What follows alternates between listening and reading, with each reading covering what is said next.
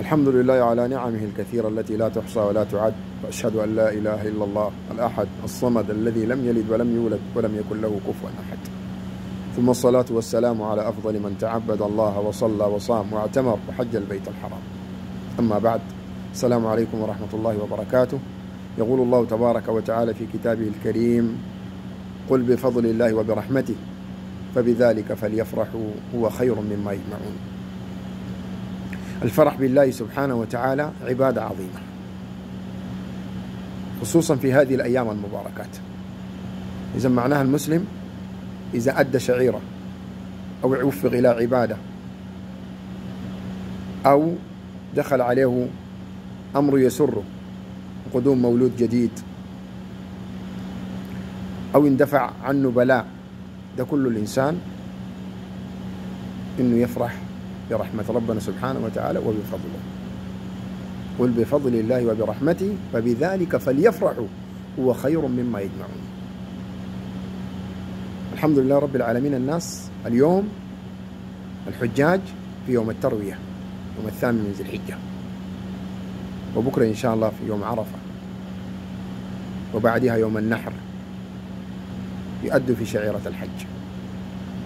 فالإنسان سواء كان ربنا سبحانه وتعالى وفقك بقيت مع الحجيج تفرح بهذا الأمر، وإن لم تكن واحد جسدا بعيد من الحجاج لكن الروح متعلقة بهذه الأماكن المباركات. نسأل الله ربنا سبحانه وتعالى يوفقنا إلى الحج ويكتب لنا الأجر. فإذا دي مواسم يستحق إنه الإنسان يفرح فيها. هذه الأيام قد تمر على أناس أو على بلد من البلدان وبلدان المسلمين، تمر عليهم وهم الحمد لله يكونوا في أمان ويكونوا مطمئنين، وقد يكون شخص ما شاء الله دخلت عليه هذه الأيام وهو في صحة وفي فرح والأهل موجودين معاه الحمد لله رب العالمين. دي نعمة تستحق الشكر، نعمة تستحق الشكر، يفرح بذلك الأمر. وقد يكون في أناس تانين في بلد من بلدان المسلمين أو على شخص معين برضو يكون تمر عليه الأيام دي أو تجيه الأيام دي وهو متعرض إلى ابتلاء، فقد مال أو فقد ذرية أو حتى فقد زوجة، المهم على أي أمر. أو بلد من بلاد المسلمين متعرضة إلى نكبة، ابتلاءات وحروب وكذا وكذا. برضو مع هذا الأمر وجب إنه الناس تفرح برحمة الله كمسلمين، تفرح برحمة الله سبحانه وتعالى. لأنه يا إخواننا أي فرح بغير الله سبحانه وتعالى، أي فرح بغير الله وأنس بغير الله فهو زائل، دي دنيا يا إخواننا. وأي شغل بغير الله باطل.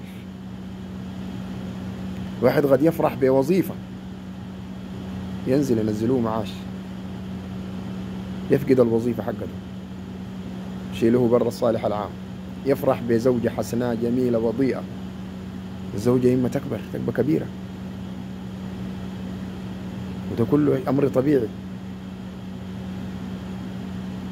أو يتعرض إلى تموت المرأة مثلا أو إلى طلاق، تفرح بولد أو ذرية، ممكن الجنة ده يموت أو تموت انت ذاته، صحة تنتهي، ابتلاءات بالمرض وكذا. إذا معناها دي شنو؟ دي باعتبار دنيا، ونحن يا أخواننا مأمورين نعبد ربنا سبحانه وتعالى في كل الأحايين، في السراء وفي الضراء وفي الشدة وفي الرخاء. الراحة الكاملة دي هناك إن شاء الله في الجنة، جعلني الله وإياكم من أهل الجنة. الراحة الكاملة هناك في الجنة، إنما خلاص الزول يدخل الجنة دي بيستغير فيها، دي هو ذاته ده الفرح ذاته، فرح كامل ما فيه نقائص، وداعا للآلام والأسقام والأوجاع والكبر. الكبر ده الناس قاعد يخافوا منه طبعا، والموت، وعن الموت برضو يخافوا منه.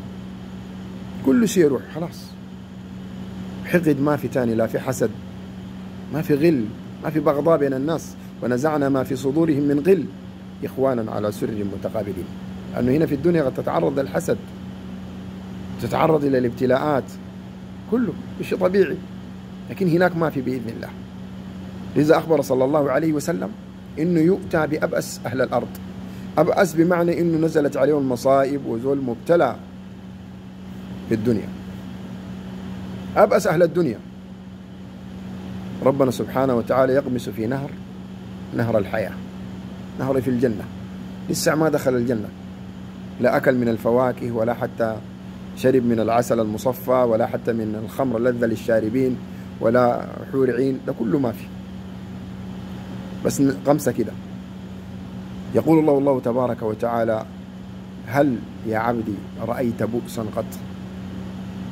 هل قبل كده تعرضت لابتلاءات في الدنيا هنا فقدت ولاداتك؟ الناس مدوك اعتبار على انك انت زول فقير، ما من مصيبة الا ونزلت عليك.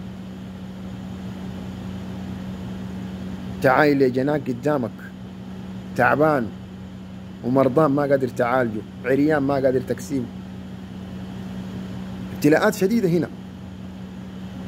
لما يغمسوه الغمسة دي يقول: والله يا ربي لم أرى بؤسا قط. هذا الزود ده كذاب؟ ما كذاب، لكن نساء أي حاجة، لأنه هو بقى في مرحلة ثانية، في حياة جديدة، حياة كاملة ما فيها نقائص ولا فيها منقصات ولا كدر. ويؤتى بأنعم أهل الدنيا، منعم، لكن المال ده يستخدمه بمعصية ربنا سبحانه وتعالى، ما استخدمه في الخير يا أخوانا، لأنه الغنى مطلوب ما فيه مشكلة. صلى الله ربنا يبارك لأصحاب الأموال ويعينون على الطاعات ويوفقهم لكل خير ويوفق الجميع. فيؤتى به ويغمس في النار غمسة ثم يخرج. فيقول له الله تبارك وتعالى: هل يا عبدي رأيت نعيما قط؟ يقول: والله يا ربي لم أرى نعيما قط. أنا كنت أبأس أهل الأرض وأشقى أهل الأرض، لأنه دي دنيا، والنار أمرها خطير، الإنسان ما بيستحمل.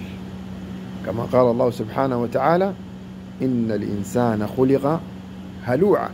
صفات الضعف كلها في الإنسان، خلق هلوعا، إذا مسه الشر جزوعا وإذا مسه الخير منوعا، إلا المصلين. مسه الشر جزوعا، يجزع، آلام ما يستحملها، مرض ما يستحمله، ابتلاءات ما يستحملها. إلا الواحد تلقاه نايم الليل كله، يتعرض إنه بس يجي وجع ضرس، الصباح ما نام، الصباح يكلم الناس كلهم يقول لك الليل كله ما نمت.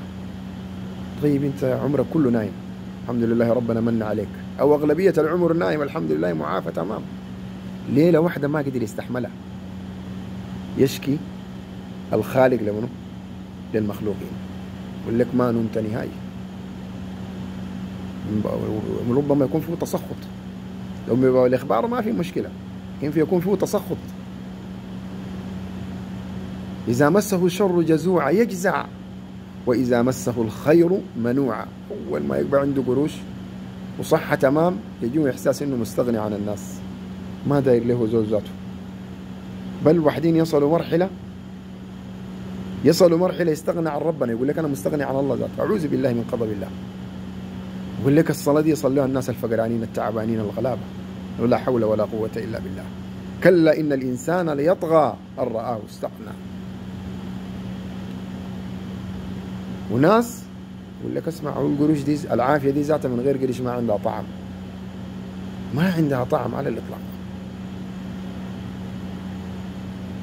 عشان الناس ستعرضوا لابتلاءات، إن شاء الله ربنا يرفعها عنا ويا إخواننا. هنا في السودان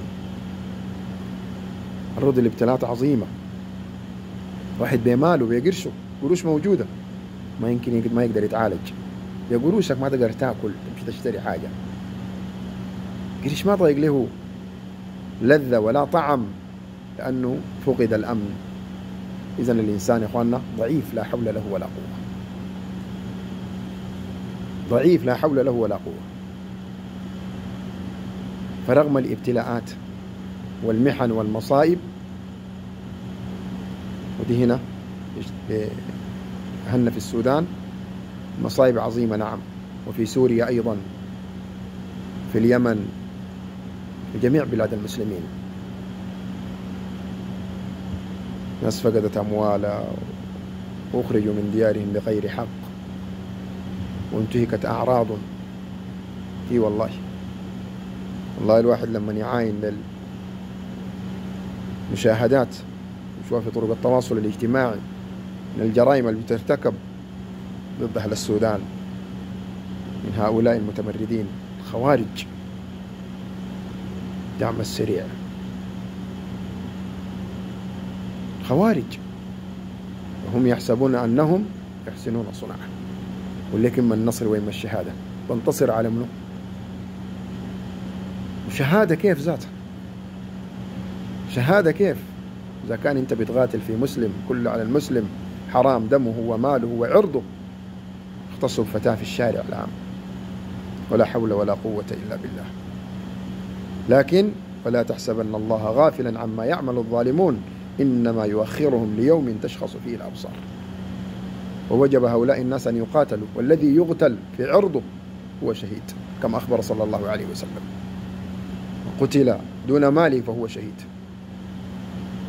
وقال الرجل للرسول صلى الله عليه وسلم: يا رسول الله، إذا أتى رجل يريد مالي والدائر مالك ممكن يكون دائر عرضك ذاته، قال: لا تعطيه، ما تعطيه مالك. قال: إن قاتلني، قال: فقاتله. فقال: إن قتلته، قال: إن قتلته فهو في النار. قال: إن قتلني، قال: إن قتلك فأنت شهيد. وده الجهاد الحقيقي، الناس ذي وجب إنه يقاتلوا. صلى الله ربنا سبحانه وتعالى يوفق القوات المسلحة ولينصرهم على هذا العدو المتمرد. والجهاد في الأحوال دي يكون فرض عين، لكن مع التنسيق مع الجهات المختصة. لكن أما الجهاد يكون فرض عين ويكون واجب لما يجيك زول في بيتك داير عرضك وداير مالك، ما تتركون، يقتلوا للخوارج. يكبروا ويهللوا، ما معنى انه يكبروا ويهللوا خلاص انه عليه حق، لا. الخوارج الاوائل خرجوا على عثمان رضي الله عنه يقتلوه، قتلوا عثمان، يكبروا ويهللوا. والذي قتل علي رضي الله عنه كأنه قال بتقرب إلى العمل ده إلى الله سبحانه وتعالى، قال ده أفضل عمل قمت به، ما إنه من الحفظة لكتاب الله سبحانه وتعالى عبد الرحمن بن ملجم، لكن لأنه عنده شبهة. فهؤلاء الناس عندهم شبهات وأفكار مدفوعين من الغرب، قاتلهم الله. وهدى الله سبحانه وتعالى من أراد الهداية وفي قلبه مثقال ذرة من إيمان ومن رحمة. المهم على كل حال، مع هذه الآلام والابتلاءات الإنسان يجب أنه يقطع الطريق على الشيطان، أنه الشيطان يجي يقول لك فقدت أهلك وفقدت أموالك والآن مشرد وأنت كذا وكذا، فرح شنو يقول لك؟ لا في عيد ولا ضيق له طعم. لا يا أخواننا، أول ما يجيك الشيطان في الأمر ده مهما بقت ظروفك تذكر نعمة الله عليك. النعم الموجودة عندك أكثر من النعم المفقودة. جيب ورقة وقلم طوالي وابدأ اكتب: نعمة الإسلام، نعمة الصحة، نعمة الذرية، نعمة الأخوان الموجودين معاي الآن، ولاداتي جنبي كذا. الفاقدة استعين بالله سبحانه وتعالى وأكثر من الدعاء.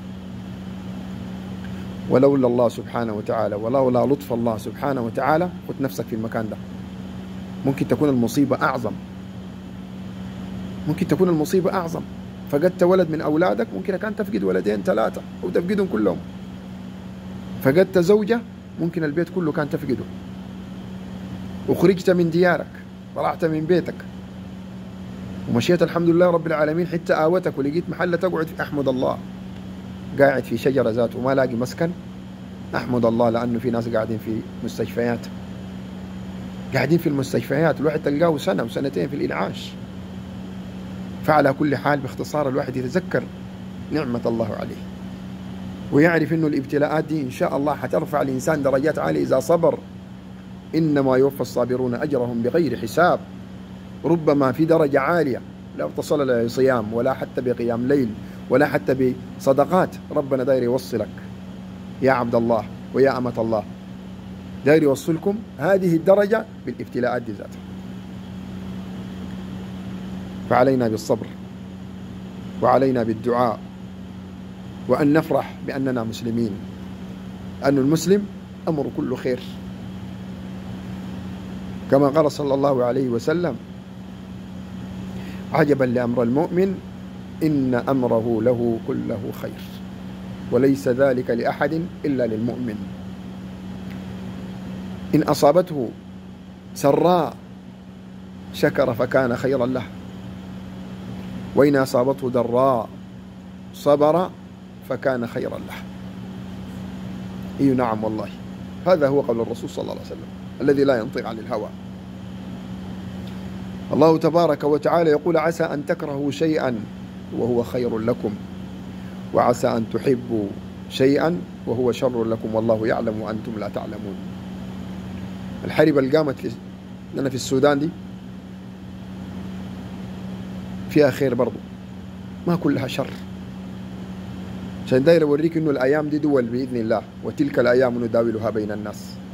حيتبدل الحال من حال لحال إن شاء الله أفضل، والناس حتعود بإذن الله إلى دياره، والمرضان ربنا حيشافيه إن شاء الله، والربنا سبحانه وتعالى أخذ الأمانة يكتب إن شاء الله مع الشهداء بإذن الله. وإن فقدت زولي إن شاء الله ربنا حيعوضك، لو صبرت حتلقاه في الجنة إن شاء الله. نحتسب يا أخواننا، ما كلها شر الحرب. في ناس نزحوا من ديار النعم وخلوا موطن ومشوا جهة تانية، ربنا فتح لهم باب رزق في محلة تانية، تعارفوا مع ناس وتكونوا أسرة في المنطقة وصلوا هذه. بل حتى في بنات نسوان أو بنت يكون القطر خلاص قرب يفوتها، جينا عتب من الزواج، لكن رحمة ربنا سبحانه وتعالى الإنسان ما يأس منها. وإذا بها لما جاءت الحرب مشت إلى الأغاليم والأرياف، شافوا الدريف ده ويتزوجها، بقت يا أخواننا خير. سأن تكرهوا شيئا وهو خير لكم، وعسى أن تحبوا شيئا وهو شر لكم، والله يعلم وأنتم لا تعلمون. اتحولت لخير، لكن تقول بركة الحرب اللي قامت ذاته لقيت لي عريس. إذا معناها يا أخواننا الحرب ذاته مرات تكون فيها شنو؟ زي ما فيها شر فيها خير. ظهرت لنا والله معادن الرجال، معادن الرجال، والرجال إما معدن ذهب وإما حديد وإما فضة، إما فضة وإما حديد، معادن. والله ناس في الأزمات دي بفضل الله أنفقوا في سبيل الله وآووا المحتاجين المتضررين، ده المعدن الأصيل. وفي ناس تجار أزمات استغلوا الموقف ده، غلوا الإيجارات، وحتى في تجارة الواحد يعني استغل حوجة الناس. وفي ناس حديد مصدع عديل، اي والله. ديال الجماعة اللي بيساعدوا الآن في المتمردين يساعدوا فيهم، إما يجاهدوا معاهم يحاربوا، ما يقول جهاد أن أصلا هم على باطل، وإما حتى بالقلم، الأقلام المسمومة سموهم، يقول لك السياسيين والنخبة السياسية والناشط السياسي الفلاني، قلمه مسموم ربما يكون أخطر من السلاح والبندقية اللي بيحملوها المتمردين. فنسأل الله ربنا سبحانه وتعالى أن يخزيهم، وأن لا يرفع لهم راية ولا يحقق لهم غاية، وأن يجعلهم لمن خلفهم آية، لأنه دي المتمردين ودي يأوي المتمردين، وفي نفس الوقت يساندوا المتمردين، يساندوا المتمردين في الأمر. وربنا يقول: وتعاونوا على البر والتقوى ولا تعاونوا على الإثم والعدوان.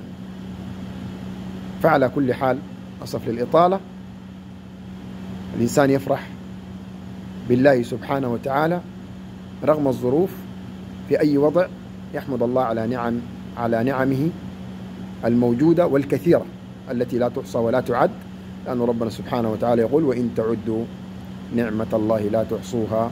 نسأل الله سبحانه وتعالى أن يزيدنا في النعم، وهذه النعم المفقودة إنه ربنا يردها لنا ويزيدنا إن شاء الله، وأن ينزل علينا الصبر والثبات، وأن يتقبل الموتى، وأن يشفي المرضى والجرحى، وأن يردنا إلى دينه ردا جميلا. وأسأله تبارك وتعالى أن يوفق ولاة أمورنا إلى ما فيه خير البلاد والعباد، وأن يحفظ أهل السودان من كل أمر مشين، إنه بالإجابة جدير، إنه نعم المولى ونعم النصير.